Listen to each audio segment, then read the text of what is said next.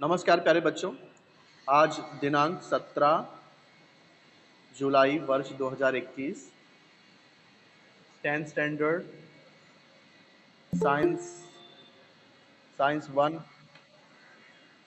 हाँ, रिकॉर्डिंग चालू है बेटा।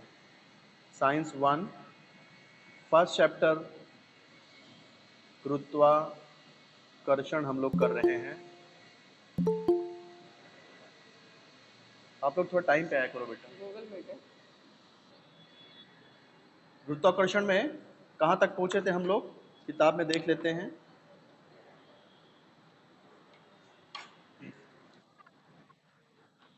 यस, गुरुत्व न्यूटन के गति संबंधी 3 समीकरण बताए थे, वो सूत्र याद करने के लिए बताया था मैंने आपको। वो सूत्र बहुत इंपॉर्टेंट है बेटा। जरा आप लोग एक बार बोलोगे वो सूत्र, बोलो फटाफट।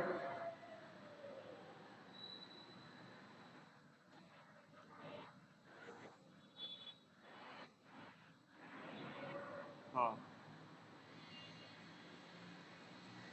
ऊंट पे बैठ के गए।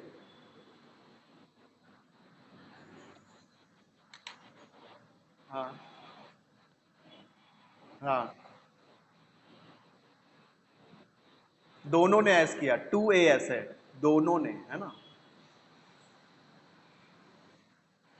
2AS है ना, तो दोनों ने ऐस किया, ऐसा बोलो, दोनों ने, स्टूडेंट और विवेक सर।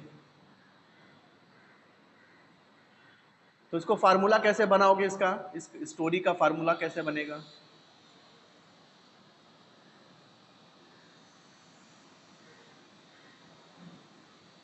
बोलो बेटा।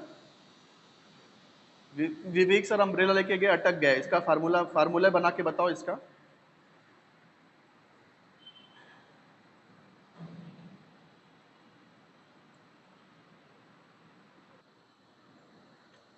मुक्ति वेग पलायन वेग मैं आपको समझा रहा हूं।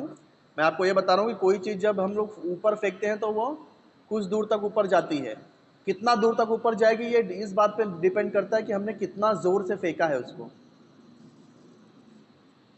जितना ज्यादा जोर से फेंकेंगे उतना ज्यादा ऊपर तक जाएगी। बराबर। तो देखो, ये जो सैटेलाइट हम लोग छोड़ते हैं, सैटेलाइट सैटेलाइट जो उपग्रह वगैरह जो छोड़ते हैं, वो हम लोग इतना जोर से छोड़ते हैं, इतना बल लगा के छोड़ते हैं, वो इतना तेजी से ऊपर जाता है कि पृथ्वी का जो गुरुत्वाकर्षण की सीमा है उसको ही पार कर जाता है, इसलिए वो वापस से नीचे नहीं गिरता है। तो किसी वस्तु को अगर इतना जोर से हम लोग फेंकें कि वो पृथ्वी की गुरुत्वाकर्षण बल की जो सीमा है उसके ऊपर चला जाए, तो वो क्या कभी नीचे आएगा? नहीं नीचे आएगा। तो वो जो प्रारंभिक वेग है बेटा किसी पिंड का, वो जो स्टार्टिंग वाला वेग है, कि जिस वेग के कारण वो इतना ऊपर चला जाता है कि फिर नीचे नहीं आता, उसी वेग को बोलते हैं मुक्ति वेग या पलायन वेग। हाँ, देखो इसकी परिभाषा यहां पर दी गई है। प्रारंभिक वेग के उस मान को मुक्ति वेग कहते हैं, है ना, जिस वेग से ऊपर फेंका गया पिंड पृथ्वी के गुरुत्वीय आकर्षण से मुक्ति पा जाता है और वो वापस लौटकर नीचे नहीं आता। तो ये मुक्ति वेग की परिभाषा है कि वह पिंड का वह प्रारंभिक वेग को, उस प्रारंभिक वेग को मुक्ति वेग कहते हैं कि जिस वेग से ऊपर फेंका गया पिंड पृथ्वी के गुरुत्वीय आकर्षण से मुक्ति पा सकता है।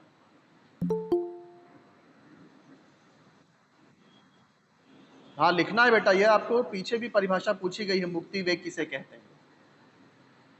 तो मुक्ति वेग क्या है? किसी पिंड के प्रारंभिक वेग को मुक्ति वेग कहते हैं यदि उस वेग से ऊपर फेंके जाने पर वह पृथ्वी के गुरुत्वीय आकर्षण से मुक्त हो जाए।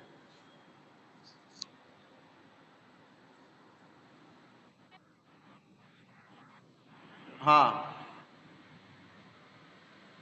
तो वह जो स्टार्टिंग वाला वेग है, यदि वो वेग इतना ज्यादा हो कि वह पिंड वापस से नीचे ना गिर आ पाए, पृथ्वी के गुरुत्वाकर्षण बल को भी क्रॉस कर जाए, तो वो जो स्टार्टिंग वाला वेग है, जिस वेग से वो ऊपर गया था, उस प्रारंभिक वेग को ही मुक्ति वेग कहते हैं। क्योंकि वो गुरुत्वाकर्षण बल से मुक्त हो गया, पृथ्वी के गुरुत्वाकर्षण बल से मुक्त हो गया, इसलिए मुक्ति वेग। समझ में आया बेटा? हाँ, वेरी गुड वेरी गुड। अब ये मुक्ति वेग की परिभाषा क्या है वो आप लोग, सॉरी फार्मूला क्या है वो लिख लेना, अपने नोटबुक में लिख लो। मुक्ति वेग का सूत्र VESC मतलब मुक्ति वेग। मुक्ति वेग का सूत्र है करनी में 2Gm/r।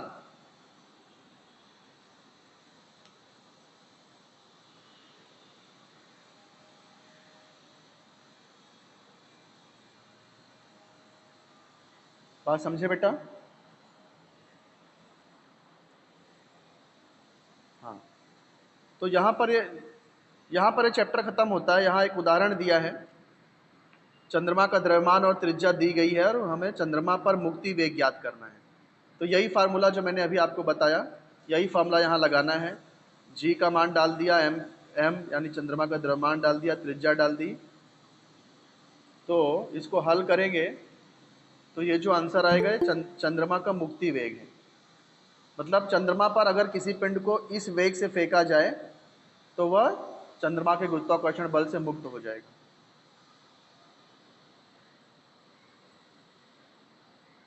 ठीक है। अब इसके बाद स्वाध्याय के प्रश्न उत्तर हैं। स्वाध्याय में देखो क्या क्या। हाँ, पहला चैप्टर यहाँ कंप्लीट हो रहा है। तो देखो, द्रव्यमान की इकाई क्या होती है? किलोग्राम होती है, और इसी से जड़त्व का मापन किया जाता है। तो ये पहले का आंसर हो गया, द्रव्यमान किलोग्राम, जड़त्व का माप। दूसरा क्या है? भार है। भार की इकाई होती है न्यूटन, और ये जो भार है ये ऊंचाई पर निर्भर करता है। जैसे जैसे हम लोग ऊपर जाते हैं, पृथ्वी की सतह से ऊपर जाते हैं, भार कम होता जाता है। भार ऊंचाई पर निर्भर करता है। फिर है गुरुत्वीय त्वरण। गुरुत्वीय त्वरण की इकाई मीटर प्रति सेकंड स्क्वायर होती है। और ये जो गुरुत्वीय त्वरण है ये केंद्र के पास शून्य हो जाता है, जीरो हो जाता है केंद्र पर।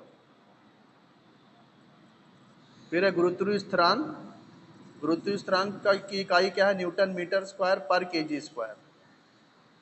और ये संपूर्ण विश्व में समान होता है। फिर अगला प्रश्न देखो, भार और द्रव्यमान में क्या अंतर है? किसी पिंड का पृथ्वी पर द्रव्यमान तथा भार मंगल ग्रह पर भी उतना ही होगा क्या? क्यों? भार और द्रव्यमान में अंतर मैंने आपको कहाँ बताया था? देखो, पेज नंबर 9 पर। पेज नंबर 9 पर भार और द्रव्यमान में अंतर मैंने आपको बताया था। ठीक है, तो पेज नंबर 9 पे आपको 3 पॉइंट मिल जाएंगे। तो पेज नंबर 9 से इसका आंसर लिख देना। फिर इसी में आगे क्या पूछा है? किसी पिंड का पृथ्वी पर द्रव्यमान तथा भार मंगल ग्रह पर भी उतना ही होगा क्या? तो देखो, किसी पिंड का पृथ्वी पर जो द्रव्यमान है मंगल ग्रह पर भी उतना ही द्रव्यमान होगा, क्योंकि द्रव्यमान परिवर्तित नहीं होता, द्रव्यमान हमेशा समान होता है। लेकिन जो भार है, ये भार पृथ्वी पर पिंड का भार अलग होगा, मंगल ग्रह पर भार अलग होगा। क्योंकि जो किसी पिंड का भार गुरुत्वीय त्वरण पर निर्भर होता है, और गुरुत्वीय त्वरण, पृथ्वी का गुरुत्वीय त्वरण और मंगल ग्रह का गुरुत्वीय त्वरण का मान अलग अलग होता है। इसलिए पिंड का भार भी पृथ्वी पर और, हाँ, पृथ्वी और मंगल पर अलग अलग होगा। ठीक है, इस तरह से उत्तर लिखना है इसका। फिर है मुक्त पतन की परिभाषा। मुक्त पतन अभी अभी मैंने बताया आपको, ये सॉरी पिछले वीडियो में बताया था कि कोई पिंड केवल गुरुत्वाकर्षण बल के प्रभाव से यदि गतिशील होता है तो उसे मुक्त पतन कहते हैं। इसका आंसर देखो पेज नंबर 11 में है। पेज नंबर 11 में मुक्त पतन की परिभाषा यहाँ पर दी गई, देखो पेज नंबर 11 में। जब कोई पिंड केवल गुरुत्वीय बल के प्रभाव के कारण गतिमान हो तो उस गति को मुक्त पतन कहते हैं। तो ये मुक्त पतन की परिभाषा हो गई। फिर है गुरुत्वीय त्वरण। गुरुत्वीय त्वरण आपको पेज नंबर 8 पे मिल जाएगा। पेज नंबर 8 पर, पेज नंबर 8 पर ये देखो गुरुत्वीय त्वरण की परिभाषा दी गई है। पृथ्वी के गुरुत्वीय बल के कारण पिंड में त्वरण उत्पन्न होता है और इसे ही गुरुत्वीय त्वरण कहते हैं। फिर है मुक्ति वेग। अगला परिभाषा लिखना है मुक्ति वेग का। तो मुक्ति वेग की परिभाषा कहाँ मिलेगी? पेज नंबर 13 पे मिलेगी। अभी हम लोग ने देखा था पेज नंबर 13 पे। पेज नंबर 13 पे मुक्ति वेग की परिभाषा। थोड़ा सा आपको इसमें अपने ढंग से एडजस्ट करके लिखना है। प्रारंभिक में वेग के उस मान को मुक्ति वेग कहते हैं जिस वेग से ऊपर फेंका गया पिंड पृथ्वी के गुरुत्वीय आकर्षण से मुक्ति पा जाता है। तो मुक्ति वेग की परिभाषा पेज नंबर 13 पे मिल जाएगी आपको। फिर क्या है? फिर है अभिकेंद्रीय बल। अभिकेंद्रीय बल की परिभाषा आपको कहाँ पे मिलेगी? पेज नंबर 2 पर मिलेगी। पेज नंबर 2 पर देखो, अभिकेंद्रीय बल कहते हैं, देखो तो उसकी परिभाषा कैसे है?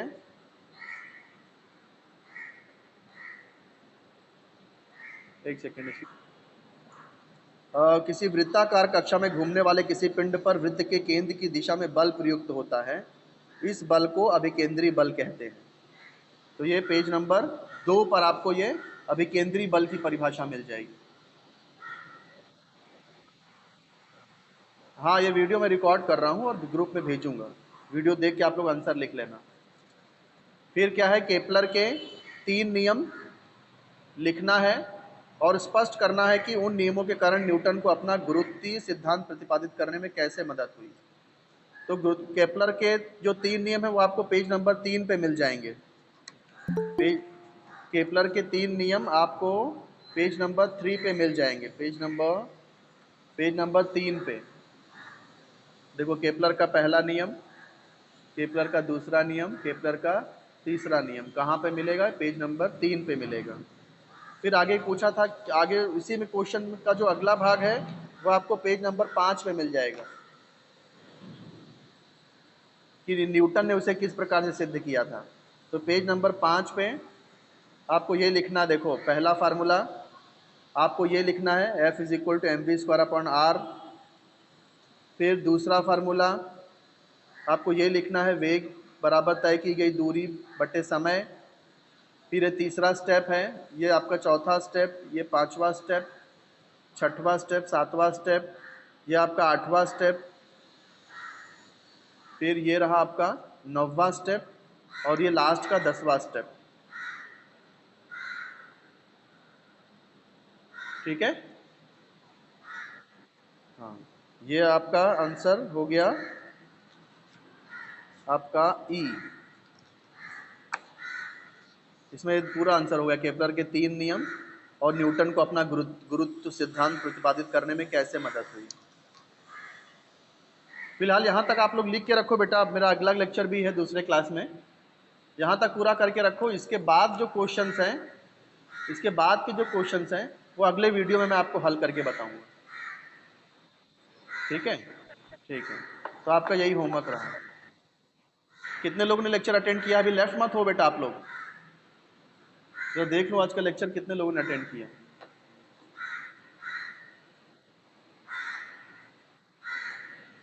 कितने लोग हैं? 1 2 3 4 5 6 7 8 9 10 11 12 23 लोगों ने किया है। ठीक है, ठीक है, ओके बेटा, आज का लेक्चर 23 लोगों ने अटेंड किया है। ठीक है बेटा, जो मैंने होमवर्क दिया है वो आप लोग पूरा कर लेना और यहीं पर ये लेक्चर ख़त्म करता हूँ।